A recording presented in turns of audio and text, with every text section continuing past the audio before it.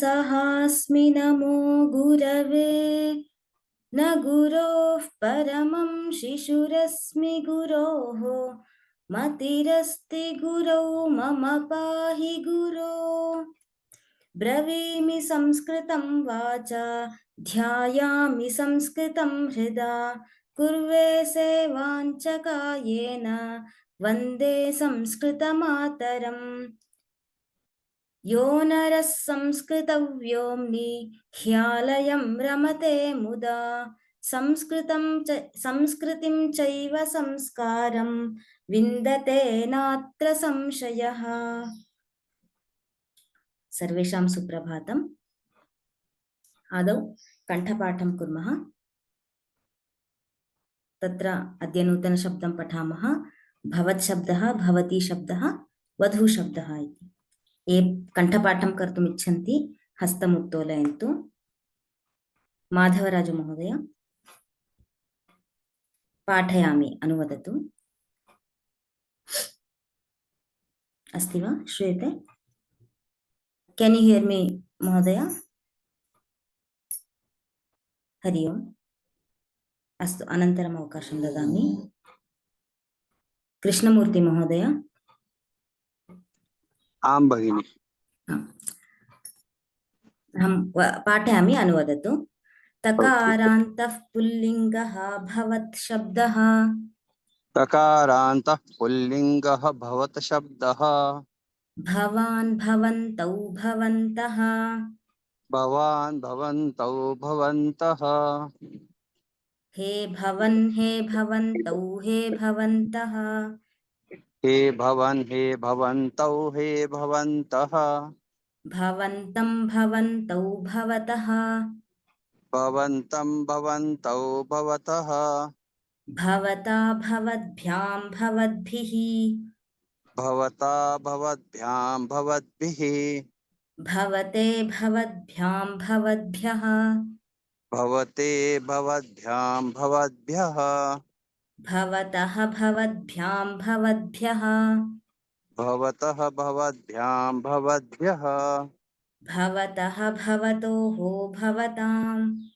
भवतः भवतोः भवताम्। भवति भवतोः भवत्सु। भवति भवतोः भवत्सु।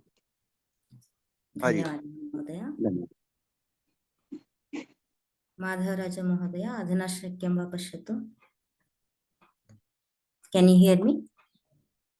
अस्तु, अन्यस्य अवकाशं ददामि। श्रीलता भगिनी। नमस्ते। नमस्ते। ईकारान्तस्त्रीलिङ्गः भवति शब्दः। ईकारान्तः स्त्रीलिङ्गः भवति शब्दः। भवति भवत्यौ भवत्यः। भवति भवत्यौ भवत्यः। हे भवति हे भवत्यौ हे भवत्यः। हे भवति हे भवत्यौ हे भवत्यः। भवतीं भवत्यौ भवत्यः। भवतीं भवत्यौ भवत्यः। भवत्या भवतीभ्यां भवतीभिः। भवत्या भवतीभ्यां भवतीभिः। भवत्यै भवतीभ्यां भवतीभ्यः। भवत्यै भवतीभ्यां भवतीभ्यः। भवत्याः भवतीभ्यां भवतीभ्यः। भवत्याः भवतीभ्यां भवतीभ्यः। भवत्याः भवत्योः भवतीनां। भवत्याः भवत्योः भवतीनां। भवत्यां भवत्योः भवतीषु। भवत्यां भवत्योः भवतीषु। सम्यक्, धन्यवादः। धन्यवादः। रञ्जनी नारायण भगिनी। अस्तु, राम राम राम। राम राम राम।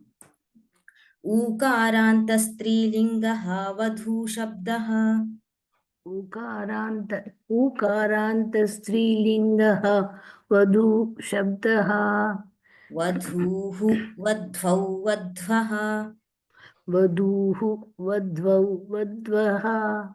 हे वधु हे वध्वौ हे वध्वः हे वधू हे वध्वौ हे वध्वः वधूं वध्वौ वधूः वधूं वध्वौ वधूः वध्वा वधूभ्यां वधूभिः वध्वा वधूभ्यां वधूभिः वध्वै वधूभ्यां वधूभ्यः वध्वै वधूभ्यां वधूभ्यः वध्वाः वधूभ्यां वधूभ्यः वध्वाः वधूभ्यां वधूभ्यः वध्वाः वध्वोः वधूनां वध्वाः वध्वोः वधूनां वध्वां वध्वोः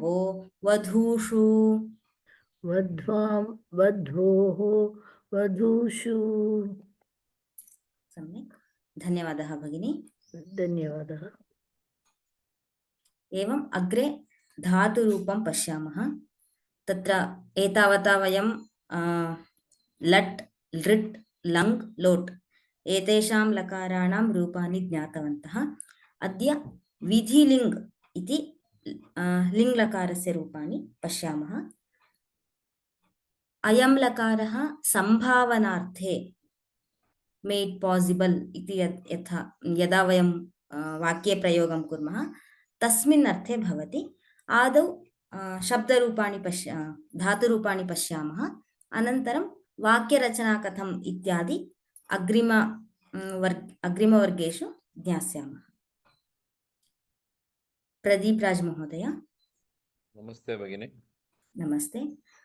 पठ धातोः विधिलिङ्लकारपरस्मैपदरूपाणि पठ धातोः विधिलिङ्लकार परस्मैपदरूपाणि पठेत् पठेत् पठेतां पठेयुः पठेत् पठेत् पठेतां पठेयुः पठेः पठेतं पठेत पठेः पठेतं पठेत पठेयं पठेव पठेम पठेयं पठेव पठेम। सम्यक्। Thank अत्र you. यदि अवलोकयन्ति चेत् क्वचित् केवलं पठेत् इत्यस्य एकस्यैव रूपमपि किम् अभ्यासकरणस्य प्रचलति अस्ति, अभ्यासं कुर्वन्ति। रूपद्वयमपि शक्यते। पठेत् पठेतां पठेयुः इत्यपि अभ्यासं कुर्वन्ति, रूपद्वयमपि अस्ति। विष्णुप्रिया भगिनी। नमस्ते भगिनी। नमस्ते। वन्द् धातोः विधिलिङ्लकार आत्मनेपदरूपाणि वन्द धातोः विधिलिङ्गलकार आत्मनेपदरूपाणि वन्देत वन्देयातां वन्देरन् वन्देत वन्देयां वन्देरन् वन्देयातां वन्देरन् वन्देयातां वन्देरन् वन्देथाः वन्देयाथां वन्देध्वं वन्देयाः वन्देयातां वन्देध्वं वन्देथाः मध्यमपुरुष वन्देताः आं भगिनि वन्देय वन्देवहि वन्देमहि वन्देय वन्देवहि वन्देमहि। सम्यक् धन्यवादः। धन्यवादः। अग्रिम धातूनां यान् धातून् वयं पठितवन्तः तेषामपि रूपाणि अग्रिमवर्गेषु पठामः। अधुना प्रयोगविषये गतकक्षायां in the last class we knew that there are three prayogas, one kartari, karmani and bhave. So kartari prayoga is mainly based on kartru pada. So karmani is karma pradhana and bhave is bhava pradhana. This we knew. Tatra kartari karmani कथं रूपाणि भवन्ति इत्यपि वयं ज्ञातवन्तः। पठति इत्यस्य पठ्यते इति रूपं।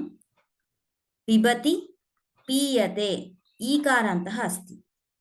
पिबति इति ईकारान्तः अस्ति। एवमेव अत्र नयति इत्यपि नी धातुः, नीयते इति दीर्घः भवति।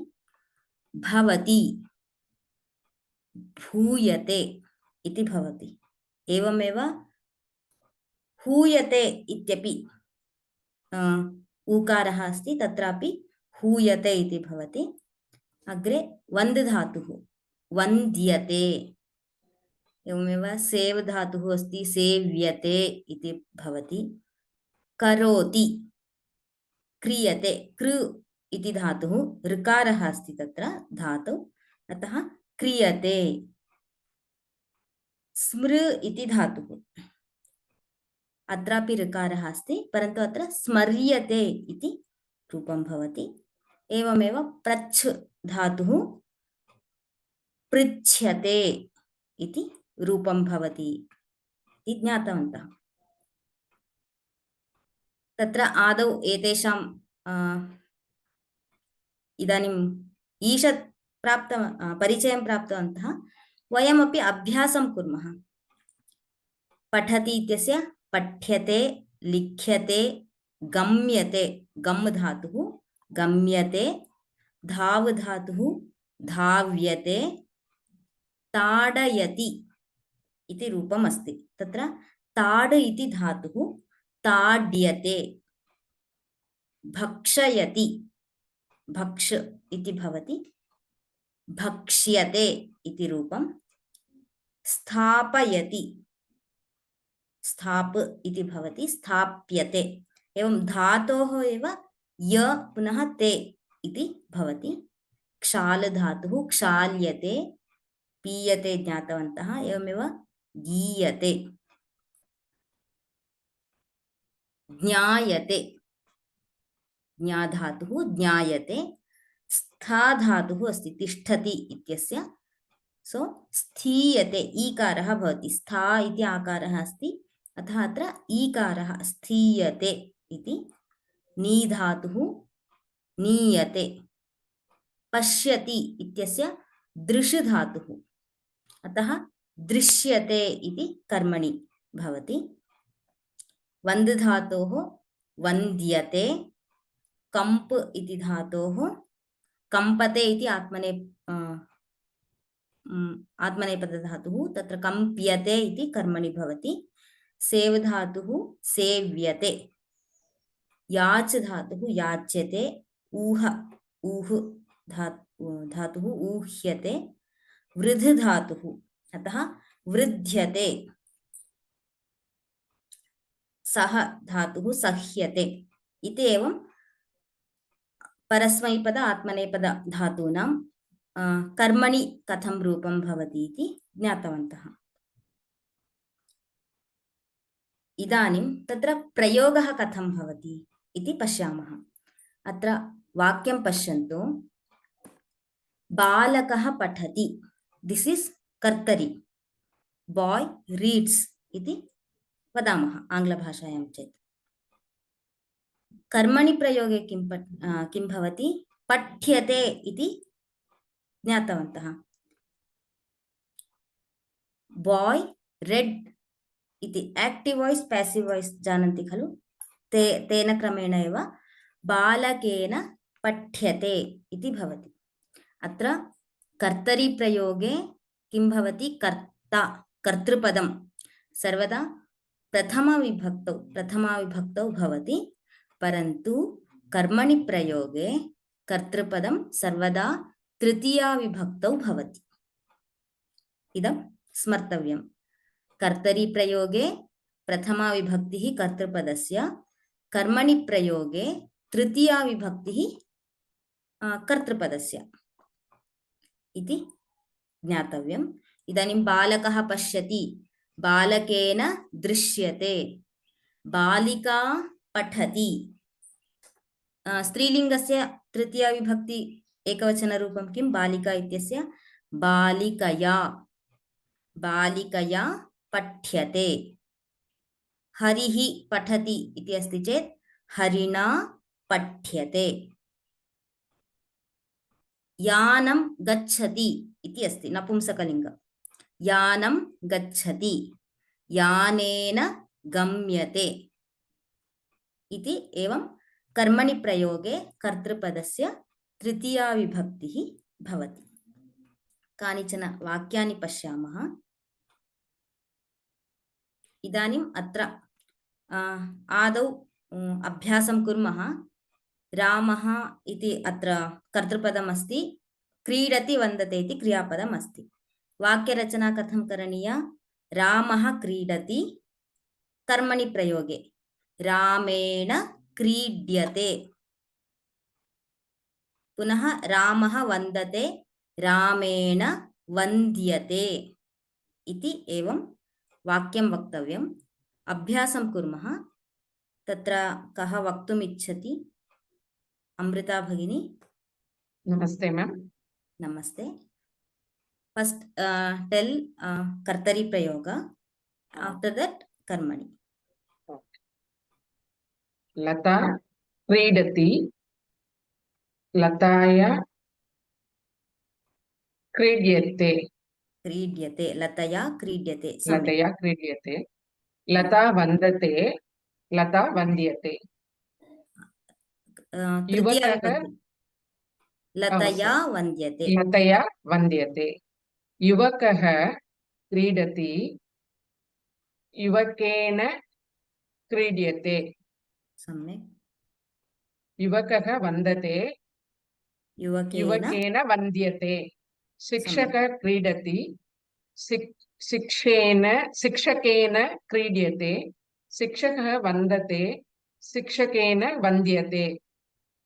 सा क्रीडति, सा क्रीड्यते। सा इत्यस्य तृतीया विभक्ति।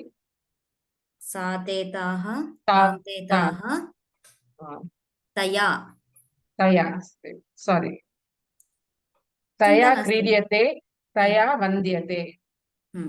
एषः क्रीडति, एषः एषे एतत् शब्दः एतेन क्रीड्यते, एतेन वन्द्यते। हरिः क्रीड्यते, हरिः क्रीडति, हरिणा क्रीड्यते।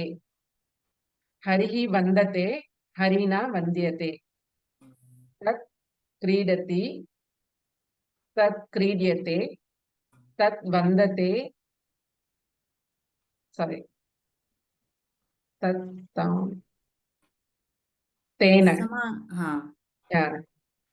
तेन क्रीड्यते, तेन वन्द्यते। सम्यक्। धन्यवादः। इदानीं प्रायः केचन अवगतवन्तः। So next who will tell the sentence? Srinivas महोदय। आं महोदय। नमस्ते। नमस्ते। एकक्षणम् अवकाशं ददामि। इदानीं वयं एकवचने ज्ञातवन्तः। बहुवचने कथं भवति इत्यपि ज्ञास्यामः। बहुवचनेपि समानः नियमः, same rule. So in Kartari, if Kartrupada is in Bahuvachana and Prathama Vibhakti Bahuvachana, in Karmani also same. Tritiya Vibhakti Bahuvachana form should be there. So Ramaha Kridanti, Ramaihi क्रीड्यन्ते। रामैः क्रीड्यते इत्येव भवतु। अत्र किमर्थं क्रीड्यते इति एकवचनम् इति सूचयामि। रामैः क्रीड्यते इति सद्यः एकवचनप्रयोगः एव भवतु। श्रीनिवास महोदय। नमस्ते। नमस्ते। रामः क्रीडति, रामेण क्रीड्यन्ते। नो, बहुवचन फॉर्म। रामाः क्रीड्यन्ते।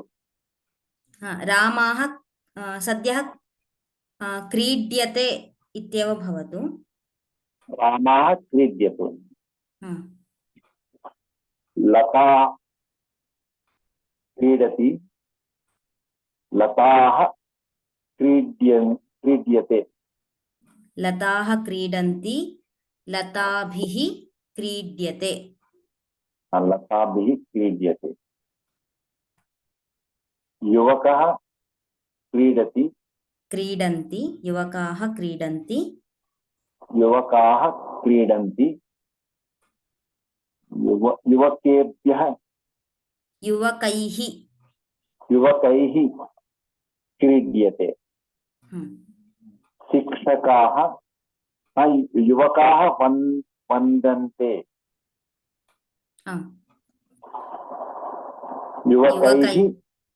युवकैः वन्द्यते। शिक्षकाः क्रीडन्ति। शिक्षकैः क्रीड्यते। शिक्षकाः वन्दन्ते। शिक्षकैः वन्द्यते। ताः क्रीडन्ति। तान् ताभिः क्रीड्यते। ताः वन्द्यते वन्दन्ते। ताभिः वन्द्यते। एते क्रीडन्ति। एतेभ्यः क्रीड्यते। एतैः क्रीड्यते। एते वन्दन्ते। एतैः वन्द्यते। सस्यः क्रीड्यते। हरयः क्रीडन्ति। यः क्रीडन्ति। हरयः क्रीडन्ति। हरये हरिभिः क्रीड्यते। हरयः वन्दन्ते। हरिभिः वन्द्यते। छात्राः क्रीडन्ति। छात्रैः क्रीड्यते। छात्राः वन्दन्ते। छात्रैः वन्द्यते। अस्तु, सम्यक्। अत्र इदानीं तत्र किमर्थम् एकवचनम् इति संशयः स्यात्। सूचयामि अग्रे किमर्थं तथा परिवर्तितमिति। इदानीम् एवं कथं कर्तरी वाक्यात् कथं परिवर्तनं करणीयम् इति ज्ञातवन्तः। So in Kartari pada, the Kartrupada will be in Prathama Vibhakti, and in Karmani Prayoga, Kartrupada will be in Tritiya Vibhakti. Etat vayam jnatavantaha. So kanichana vakyani api pashyamaha katham parivartanam karaniyam iti. Smarantu Kartari Prayoge Kartrupadam Prathama Vibhaktihi bhavati. बालकः पठति इति अस्ति चेत् बालकेन इति तृतीया विभक्तिः कर्मणि प्रयोगे भवति। तर्हि तत्र स्वर्णा भगिनी। राम राम भगिनी। राम। बालकः पठति। बालकः पठ्यते। तृतीया विभक्तिः बालक इत्यस्य। बालकेन पठ्यते। सम्यक्। रमेशः गच्छति। रमेशेन गम्यते। सीता लिखति। सीतया लिख्यते। देवकी तिष्ठति। देवक्या स्थायते। स्था इति धातुः किं भवति? स्थीयते। सम्यक्। देवक्या स्थीयते। शिशुः रोदिति। शिशुः रुद् शिश् इति धातुः रुद्यते सम्यक्। शिशुना शिशुना रुद्यते रमा नयति रमया नीयते भक्तः वन्दते भक्तेन वन्द्यते सम्यक्। रुग्णः कम्पते रुग्णाः रुग्णया रुग्णः इति पुल्लिङ्गे अस्ति। रुग्णः रुग्णेन कम्प्यते। सम्यक्, धन्यवादः भगिनी। धन्यवादः। अग्रे सुजाता भगिनी। नमस्ते महोदय। नमस्ते।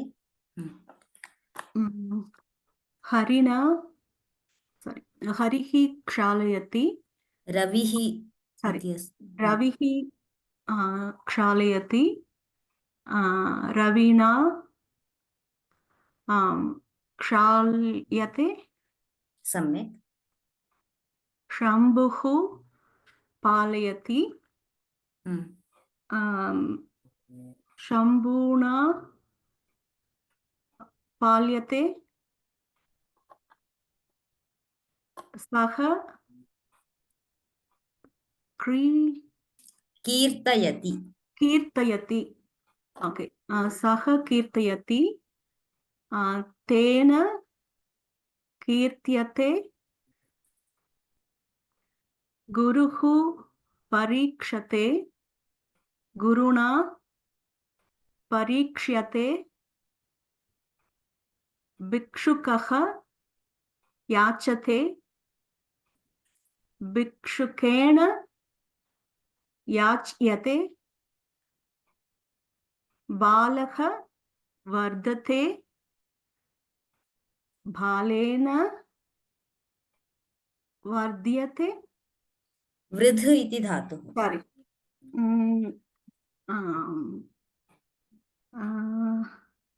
वर्धते वृद्ध्यते वृद्ध्यते वृद्ध्यते थैंक यू वृद्धः शृणोति वृद्धेन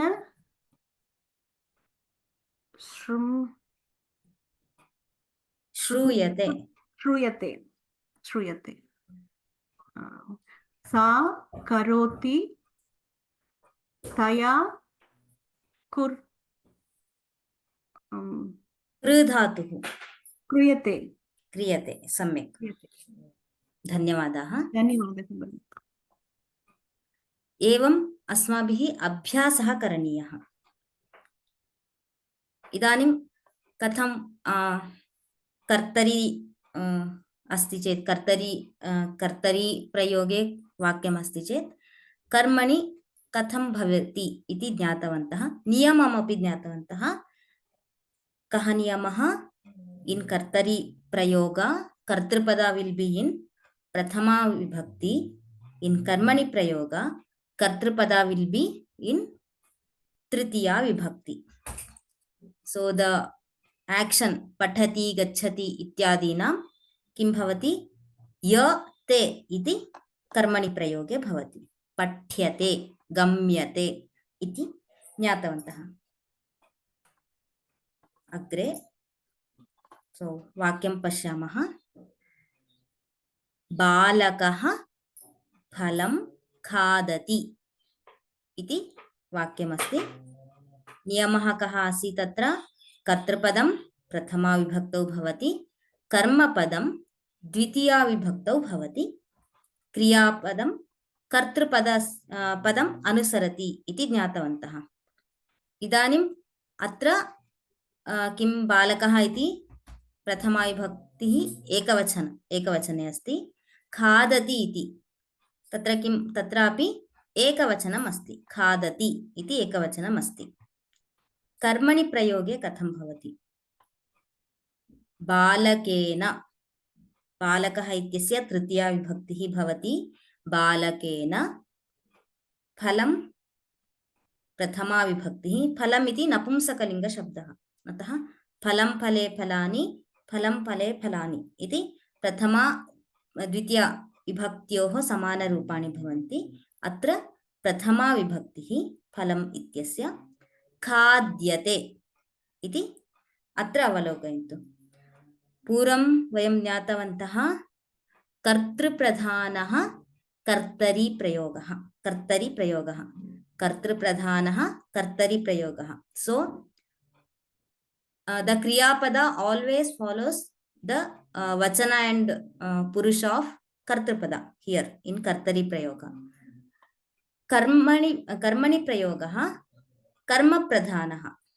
So the kriyapada follows the vibhakti and purusha of karma pada.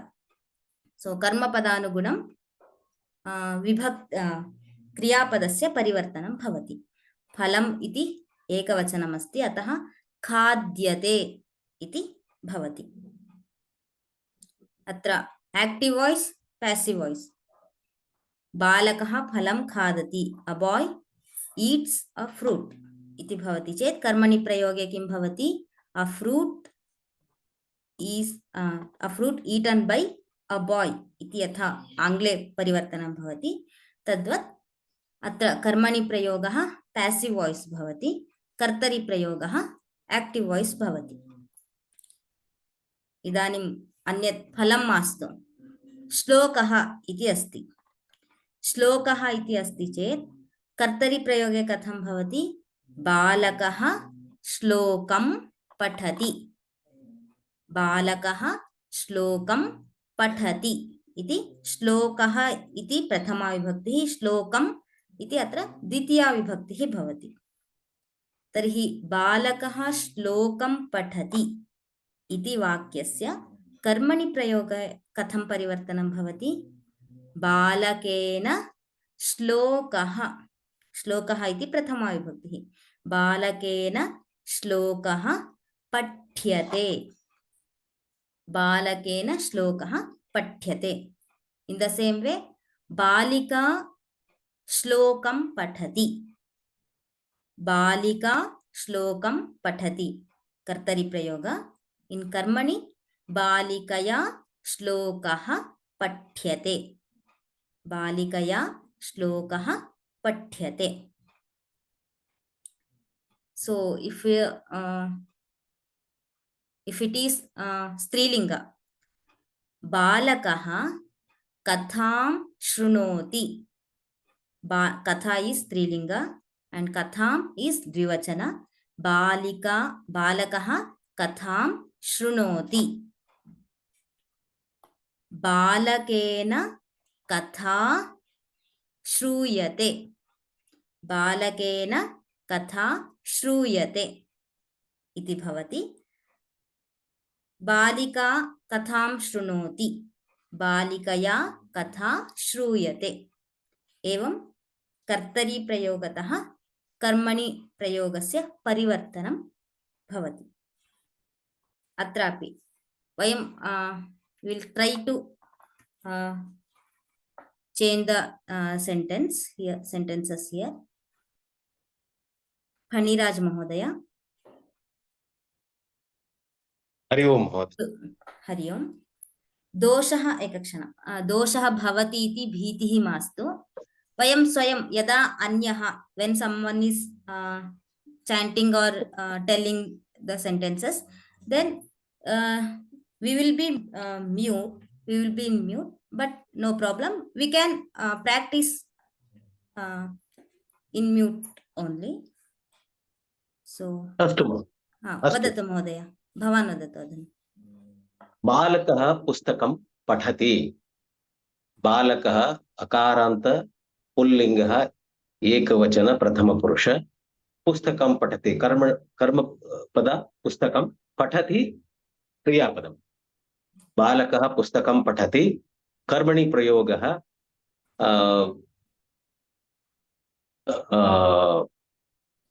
बालकेन पुस्तकं पठ्यते. सम्यक्.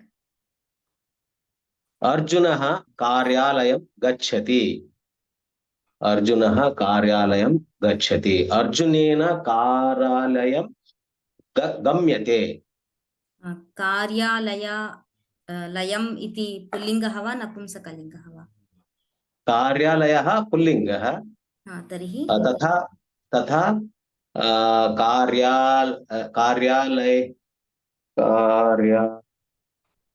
कार्यालये नास्तु। अर्जुनेन कार्यालयेन अर्जुनेन कार्यालयः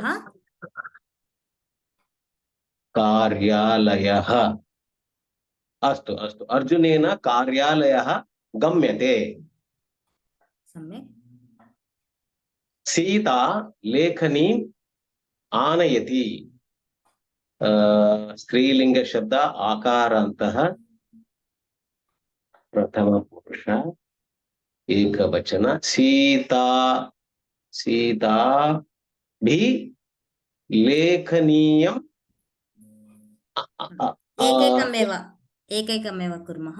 सीता इति प्रथमा विभक्तिः, कर्मणि किं भवति? तृतीया विभक्तिः। सीता शब्दस्य तृतीया विभक्तिः सीताभिः एकवचनरूपम्। सीतायां न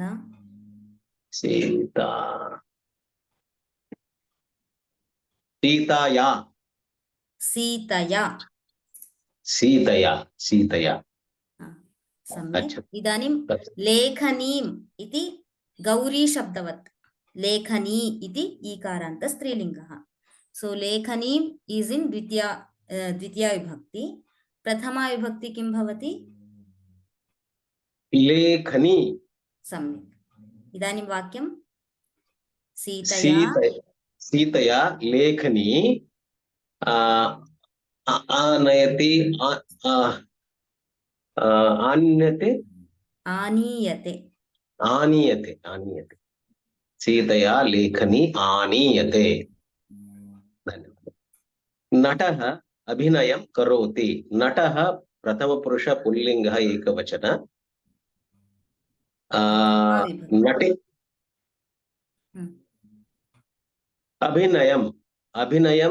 अभिनयः प्रथमपुरुष पुल्लिङ्गः प्रथमा विभक्ति। नटेन अभिनयः नटेन अभिनयः कुर्यतः क्रियते। नटेन अभिनयः क्रियते। सा मालां रचयति। सर्वनामपद एकवचन स्त्रीलिंग प्रथम पुरुष सा। तेन माला स्त्रीलिंग मालां रचयति। पालयति पाल्यते रचयति वाक्यं तेन मालां रच्यते। सा इति स्त्रीलिङ्गः, तेन इति पुल्लिङ्गः। स्त्रीलिङ्गे कथं भवति? तानि तया मालां रच्यते।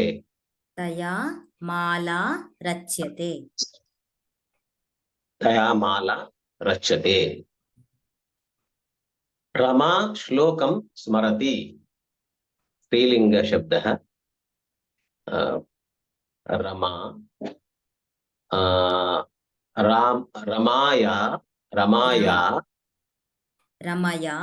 रमया श्लोकः पुल्लिंग शब्द श्लोकं स्मरति।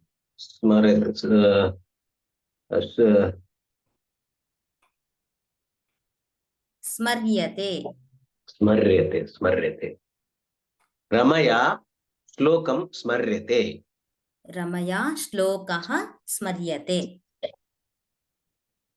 श्लोकः श्लोकं श्लोकं श्लोकः श्लोकः इति पुल्लिङ्गः। पुल्लिङ्ग अस्ति। पुत्रः पितरं वन्दते पुल्लिङ्गः। पितरः पुल्लिङ्ग। वन्दते पुत्रेण पितरः वन्द्यते। पितरम् इति द्वितीया विभक्ति एकवचनं। द्वितीया विभक्ति एकवचनं पुल्लिङ्गः नास्तु। पुल्लिङ्गः ऋकारान्तः पुल्लिङ्गः। प्रथमा विभक्तौ किं रूपं भवति पितृशब्दस्य? पितरः। पितरः इति बहुवचनम्, अत्र एकवचनम् अपेक्षते। पितरः एकवचनम् अस्ति खलु महोदय? पितरः इति प्रथमा विभक्ति बहुवचनं। पिता पितरौ पितरः। पिता। अस्तु। पुत्रेण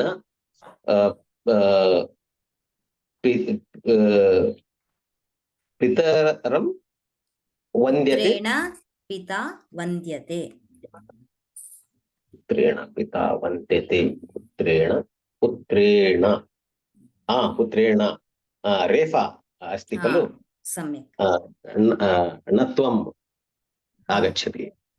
पुत्रेण पिता वन्द्यते। पिता। अस्तु। रुग्णः औषधं सेवते। रुग्णः पुल्लिङ्गः, प्रथमपुरुष एकवचन। औषधः पुल्लिङ्गः अस्ति। औषधं नपुंसकलिङ्गः। औषधं नपुंसकलिङ्गः। सेव्यते कर्मणि प्रयोगः। रुग्णेन औषधं सेव्यते। सम्यक्, धन्यवादः महोदय। धन्यवादः। एवं प्रयोगपरिवर्तनस्य अभ्यासः करणीयः।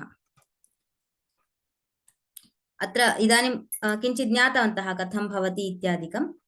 एवमेव अग्रे अपि अस्माभिः अन्येषाम् अभ्यासः करणीयः। इदानीं तत्र पूर्वं ज्ञातवन्तः वयं कर्तरिप्रयोगे कर्तृपदस्य क्रियापदस्य च पुरुषवचनसम्बन्धः भवति इति, परन्तु कर्मपदस्य क्रियापदस्य च पुरुषवचनसम्बन्धः न भवति इति ज्ञातवन्तः। तर्हि कर्मणि प्रयोगे कथम् इति पश्यामः। कर्मणि प्रयोगे कर्मपदस्य क्रियापदस्य च वचनसम्बन्धः भवति। कर्मपदस्य क्रियापदस्य च पूर्वं तत्र इदानीं वाक्यानि दृष्टवन्तः वयं। कथं? श्लोकं पठति इति अस्ति चेत् श्लोकः पठ्यते। फलं खादति, फलं खाद्यते इति वचनसम्बन्धः एकवचने अस्ति, अतः तत्रापि एकवचनम् एतत् ज्ञातवन्तः। अत्रापि वाक्यं पश्यामः। बालकः स्तोत्रं पठति, बालकेन स्तोत्रं पठ्यते। अत्र स्तोत्रम् इति एकवचने अस्ति, अतः बालकेन स्तोत्रं पठ्यते। बालकः स्तोत्रे पठति। अत्र यदि इदम् अत्र कर्तरिप्रयोगः, अत्र कर्मणि प्रयोगः अस्ति। बालकः स्तोत्रे पठति। बालकः इति कर्तृपदम् एकवचने अस्ति, क्रियापदम् एकवचने अस्ति। अत्र बालकेन स्तोत्रे पठ्येते इति अस्ति। अत्र किम् अस्ति? कर्मपदं द्विवचने अस्ति।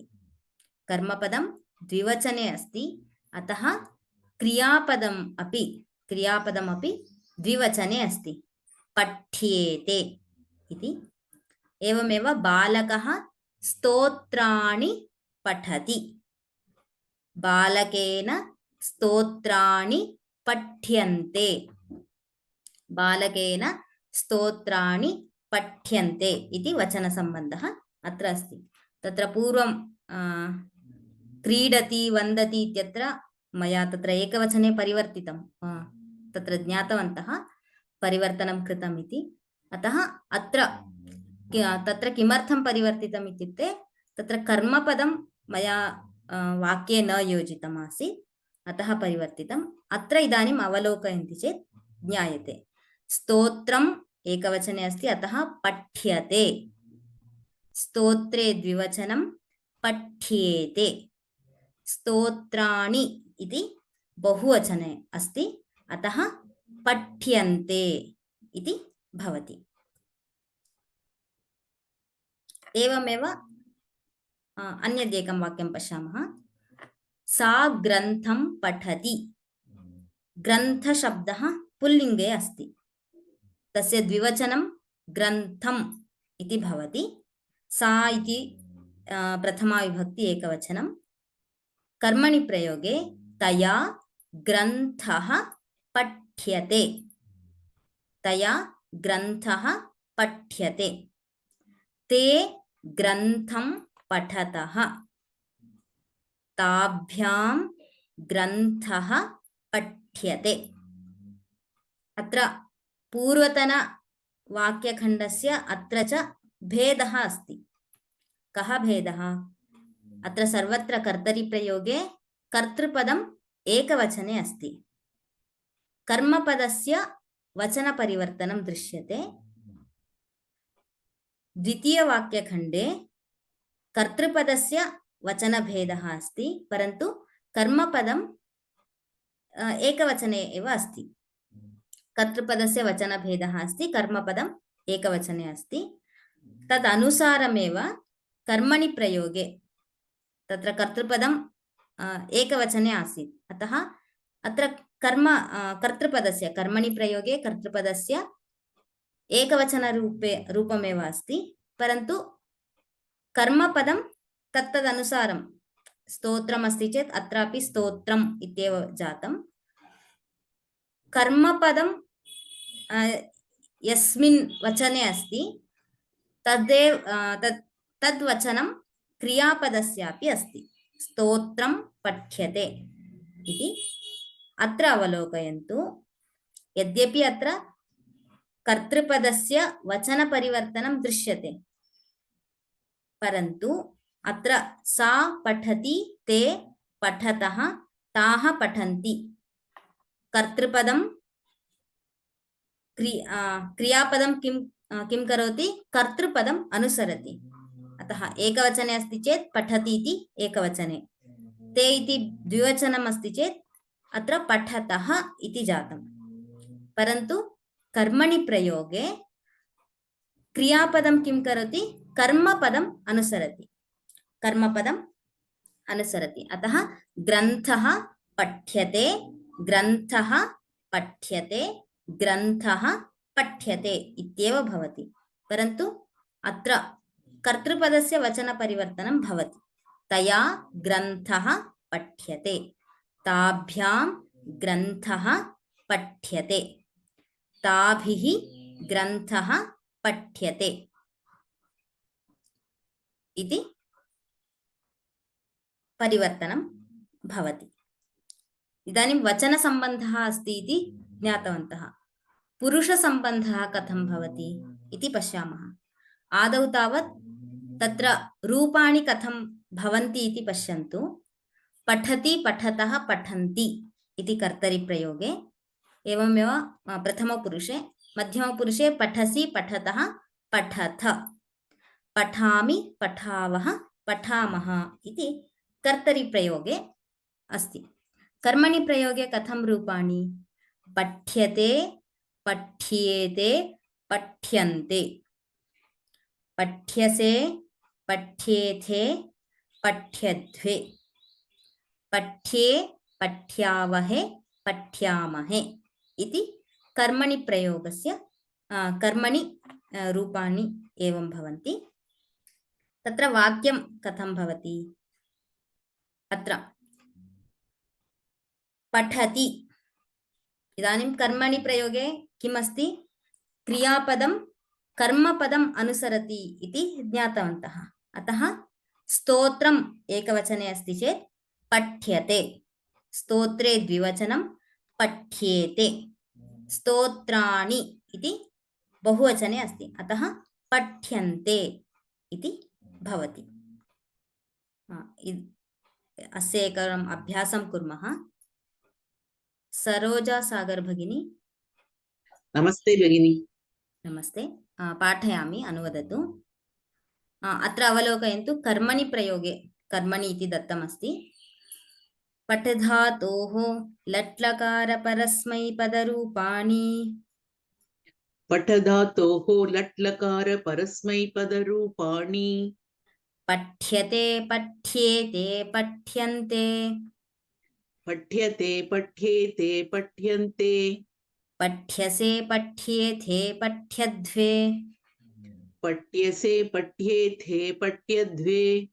पठ्ये पठ्यावहे पठ्यामहे। पठ्ये पठ्यावहे पठ्यामहे। सम्यक्, धन्यवादः। एवमेव वन्द् धातोः अपि पश्यामः। KVS अय्यर महोदय, नमस्ते। वन्द् धातोः लट्लकार आत्मनेपदरूपाणि। वन्द् धातोः लट् लकार आत्मनेपदरूपाणि। वन्द्यते वन्द्येते वन्द्यन्ते। वन्द्यते वन्द्येते वन्द्यन्ते। वन्द्यसे वन्द्येथे वन्द्यध्वे।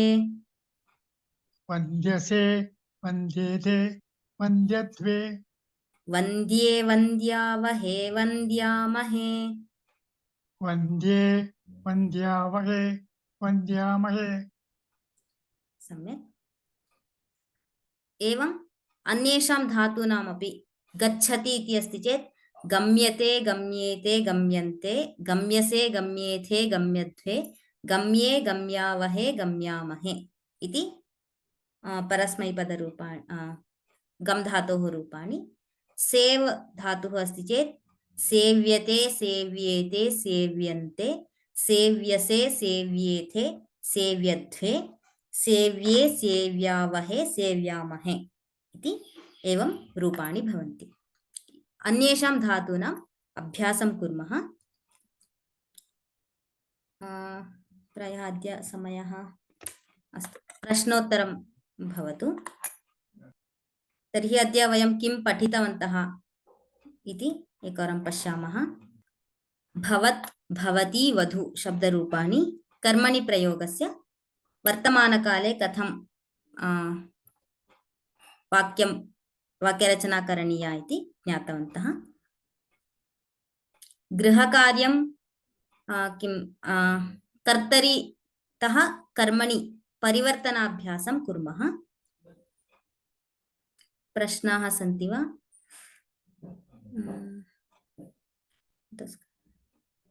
आं, तत्र अधुना वर्तमानकाले we are practicing the present tense. Same, it will be change in all the kalanusaram api bhavati. So that we will learn in the upcoming classes. So today we have learned the sentence construction of karmani prayoga in present tense.